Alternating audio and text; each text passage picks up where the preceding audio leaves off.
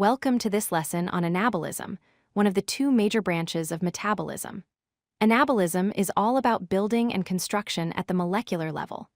Think of it as the body's construction crew, constantly working to create the complex molecules we need to survive and thrive. This process is fundamental to growth, repair, and storing energy for future use. Anabolism is the synthesis of complex molecules from simpler ones, and it requires energy input.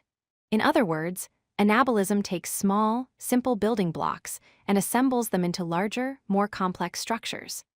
This might seem counterintuitive because building things requires work and energy, unlike breaking things down, which releases energy. That's why anabolic processes are called endergonic, meaning they consume energy rather than produce it.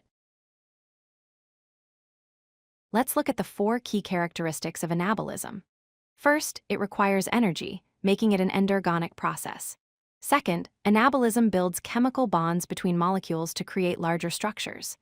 Third, it increases molecular complexity, taking simple molecules and creating intricate, sophisticated ones. And fourth, anabolism is essential for growth and repair, allowing our bodies to build new tissues, replace damaged cells, and maintain our structure. Where does the energy for anabolism come from? The answer is a TP, or adenosine triphosphate. When a TP breaks down into a DP, adenosine diphosphate, an inorganic phosphate, it releases energy. This energy release from a TP hydrolysis powers anabolic reactions throughout the body. Without a TP, our cells couldn't perform the energy-demanding task of building complex molecules. There are 3 major anabolic pathways you should know. First is gluconeogenesis, which is the synthesis of glucose from non-carbohydrate sources. Second is protein synthesis, where amino acids are assembled into proteins that serve countless functions in our bodies. Third is lipogenesis, the process of building fatty acids and storing them as fat for long-term energy reserves. Each of these pathways is crucial for different aspects of cellular function. Let's take a closer look at protein synthesis as an example. Individual amino acids are joined together through condensation reactions to form polypeptide chains.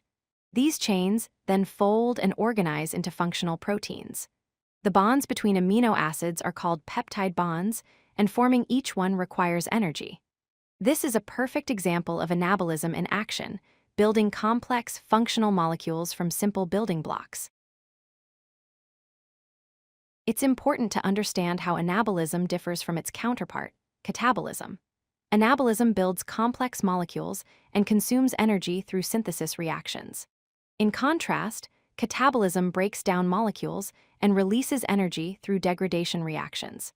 These two processes work together in a delicate balance.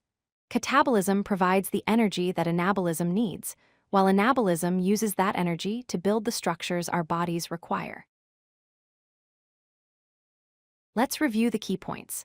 Anabolism builds complex molecules from simpler ones through synthesis reactions. It requires energy input, making it an endergonic process. Anabolism is essential for growth, repair, and energy storage in our bodies. Finally, anabolism works in balance with catabolism to maintain metabolic homeostasis. Understanding anabolism helps us appreciate how our bodies constantly rebuild and maintain themselves at the molecular level. If you like this video, hit that like button and don't forget to subscribe.